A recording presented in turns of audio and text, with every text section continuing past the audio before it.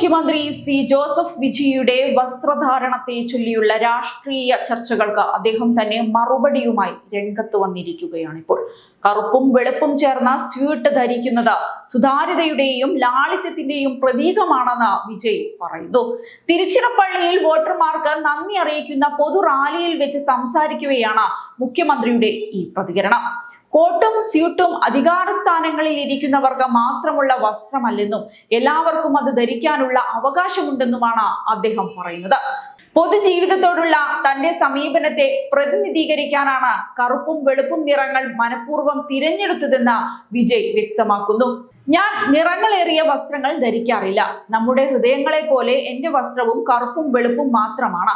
എല്ലാ കാര്യങ്ങളിലും ലളിതനും സുതാര്യനുമായി തുടരുമെന്ന സന്ദേശമാണ് ഇതിലൂടെ നൽകുന്നത് എന്നും അദ്ദേഹം എടുത്തു പറഞ്ഞു.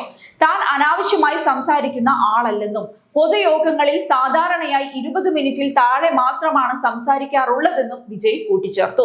ഭരണത്തിലും ജനസേവനത്തിലും ശ്രദ്ധ കേന്ദ്രീകരിക്കാനാണ് ജനങ്ങൾ ആവശ്യപ്പെട്ടിരിക്കുന്നതെന്നും വിമർശനങ്ങൾക്ക് മറുപടി നൽകേണ്ടത് ജനങ്ങളാണെന്നും അദ്ദേഹം പറയുകയുണ്ടായി.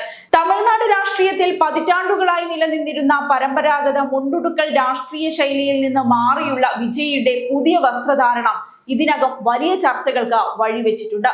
സിനിമാ താരത്തിൽ നിന്ന് മുഖ്യമന്ത്രിയിലേക്കുള്ള വിജയിയുടെ രാഷ്ട്രീയ യാത്രയിൽ ഈ ബ്ലാക്ക് ആൻഡ് വൈറ്റ് രാഷ്ട്രീയം ഇനി തമിഴകത്തിലെ പ്രധാന ചർച്ചാ വിഷയമായി തുടരുമെന്നാണ് വിലയിരുത്തൽ.